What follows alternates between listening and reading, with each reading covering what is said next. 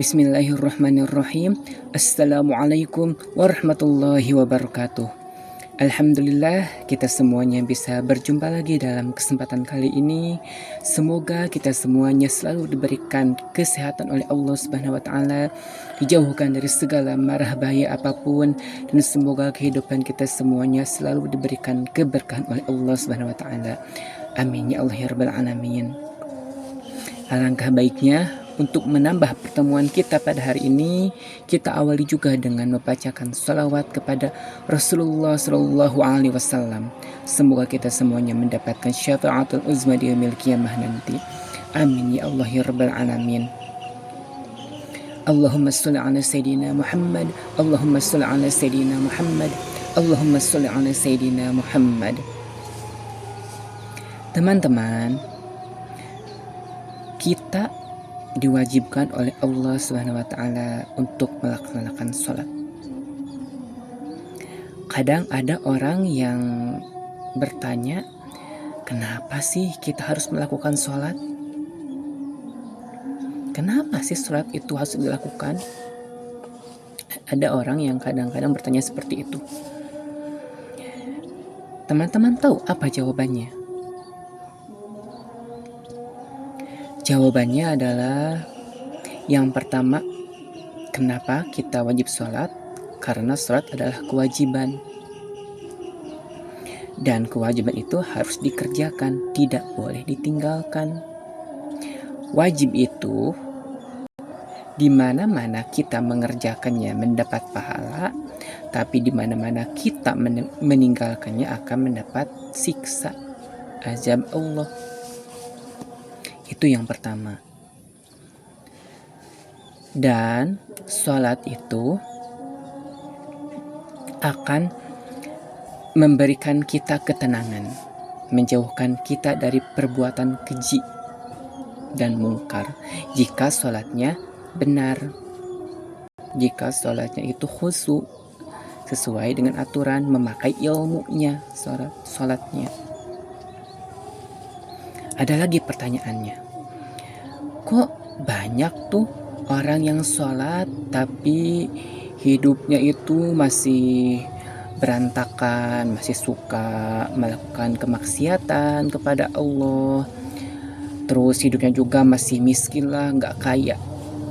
Dia itu padahal rajin sholat, tapi kok hidupnya masih miskin, masih melakukan kemaksiatan yang lainnya. Awas, jangan salahkan dia karena sholat. Sholatnya itu nggak salah. Dia itu udah benar harus melakukan sholat. Tapi mungkin yang salah itu niatnya dia mungkin. Dia niatnya bukan karena Allah sholatnya. Bisa jadi karena ingin dipuji manusia. Atau dia udah karena Allah niatnya, tapi tata caranya tidak benar. Mungkin tidak memakai niat sholatnya, di awal tidak memakai niat, terus rukun sholatnya banyak yang terlewat, otomatis dia sholatnya itu seakan-akan sia-sia karena tidak sesuai dengan aturan, tidak memakai ilmunya. Maka jelas dia pasti masih melakukan maksiat. Karena jika sholatnya benar, memakai ilmu, otomatis Allah akan menjaga dia dari segala kemaksiatan. Ingat, Allah itu akan menjaga kita jika kita melaksanakan sholat. Karena sholat juga itu salah satu kita untuk mengingat Allah. Allah juga sudah menjelaskan dalam Al-Quran, jika kalian mengingatku, maka aku pun akan mengingat kalian. Seperti itu. Kita itu harus melaksanakan sholat kewajiban 5 kali dalam sehari. 5 kali dalam sehari pun kita itu kadang-kadang masih agak males. Kadang dilalai-lalai sholatnya. Karena seakan-akan kita itu gak butuh sama Allah. Kadang juga ada orang, gak apa-apa lah gak sholat juga. Atau banyak orang-orang yang gak sholat tapi hidupnya sukses kayak raya. Nah itu pemikiran yang salah. Awas, hati-hati. Itu bukan berarti Allah yang sayang kepada dia walaupun dia nggak sholat. Kemarin kan udah dibahas, itu hati-hati bisa jadi istidraj.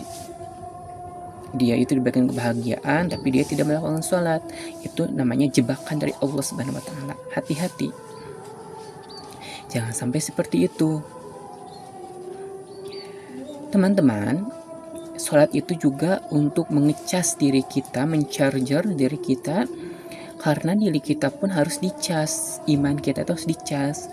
Dengan apa mengecasnya itu? Dengan sholat 5 kali sehari. HP juga kan kalau habis baterai, kalau nggak diisi kan akan mati HP-nya.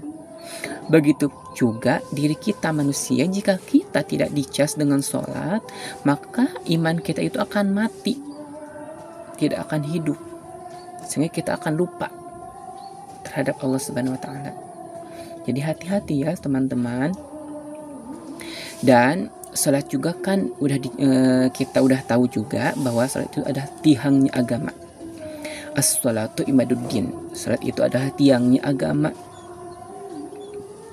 Jika kita tidak sholat, maka kita sama saja dengan meruntuhkan agama. Contohnya ibarat sebuah rumah. Rumah itu kan bisa berdiri karena adanya tiang, adanya pondasi, tiang-tiang yang kokoh. Gak mungkin rumah akan berdiri tanpa ada tiang. Jadi tiang itu sangat berpengaruh, sangat penting. Pondasi itu sangat penting dalam berdirinya sebuah rumah. Begitupun diri kita ini, iman kita ini sangat penting berdiri. Pondasi apa yang menjadi tiang iman kita itu? Yaitu sholat. Percuma kita melakukan sedekah, amal-amalan yang lain, seperti berbuat baik kepada orang tua, berpuasa, tapi kita nggak sholat. Itu seakan-akan nol, ibadah yang lainnya itu nol. Jadi hati-hati ya. Sholat itu ibarat angka 1, sedangkan ibadah yang lainnya itu ibaratnya angka 0. Jika kita melaksanakan sedekah, ibaratnya 0. Terus puasa 0 lagi ya angkanya. Terus ditambah sholat, di depannya angka 1. Sholat kita, tiangnya. Kita melakukan sholat angka 1. Terus kita jadi udah melaksanakan puasa, jadi tambah 0, jadi 10. Terus ditambah lagi sedekah, tambah lagi 0, jadi 100. Seperti itu. Jadi ibadah yang lainnya itu gak ada artinya jika kita tidak melaksanakan sholat. Dan ketika kita tidak melaksanakan sholat, hati-hati, kita bisa dimasukkan ke dalam neraka Sakor. Apa dalilnya ada? Ada dalam surat Al-Mudaththir ayat 42 sampai 43 yang artinya, apa yang menyebabkan kamu masuk ke dalam neraka Sakor? Mereka menjawab, dahulu kami tidak termasuk orang-orang yang melaksanakan sholat. Tuh, jadi hati-hati, dalam Al-Quran juga sudah jelas. Jika kita tidak melaksanakan sholat, maka kita akan dimasukkan ke dalam neraka Sakor. Jangan menyepelekan sholat. Kita itu harus saling mengingatkan dalam ibadah kita. Walaupun kita itu jangan ikut-ikut urusan ibadah orang lain lah. Kadang kan ada orang, kamu itu jangan sibuk ngurusin ibadah orang lain lah. Urus aja ibadahmu sendiri. Kadang ada orang seperti itu. Tapi kita sesama umat manusia harus saling mengingatkan. Jika memang ada orang yang kita itu lihat bahwa dia itu nggak sholat, kita harus mengingatkan dengan cara yang baik-baik. Selebihnya biarlah dia dengan Allah. Yang penting kita udah mengingatkan, kewajiban kita saling mengingatkan. Jika dia salah ya kita ingatkan. Dan karena juga sholat itu adalah ibadah yang pertama dihisab di akhirat. Dalam hadis riwayat At-Tirmidzi, hadis riwayat sahih, yang artinya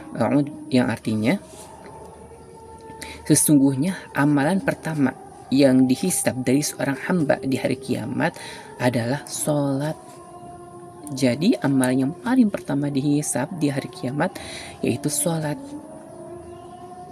Jadi memang sholat itu benar-benar penting untuk dilakukan. Jangan, tidak bisa pilih-pilih sholat itu. Kita mah bisa melakukan ibadah lainnya untuk menuju surga. Memang bisa, tapi sholat itu bukan pilihan, tapi kewajiban. Memang harus dilaksanakan, tidak ada tawar-menawar. Karena itu sholat, jika sholatnya baik, maka selamatlah dia. Tapi jika sholatnya buruk, maka celakalah dia atau rugilah dia. Jadi hati-hati ya sahabatku semuanya, jagalah sholat kita. Karena sholat itu adalah tiangnya agama. Jangan sampai kita menyepelekan sholat. Karena sholat adalah tiangnya agama. Sholat bisa mendekatkan kita kepada Allah. Sholat itu adalah waktu di mana kita mengobrol dengan Allah. Sholat itu adalah posisi yang paling bagus untuk otak kita. Ketika sujud itu otak kita itu paling bagus, menjadi tenang. Dan sholat itu tidak, ketika kita sholat itu gak ada perbedaan, baik itu manajer, baik itu presiden, baik itu seorang raja. Tapi ketika sholat tetap sama semuanya di hadapan Allah. Dan sholat juga adalah tiangnya agama. Jadi hati-hati ya sahabatku semuanya, jagalah sholat kita. Semoga kita semuanya termasuk orang-orang yang menjaga sholatnya dan dijauhkan dari neraka sakor. Amin ya Allah ya Rabbal Alamin. Semoga video kali ini ada manfaatnya. Kurang lebihnya mohon maaf. Wallahu muwaffiq ila aqwamit thoriq. Wassalamualaikum warahmatullahi wabarakatuh.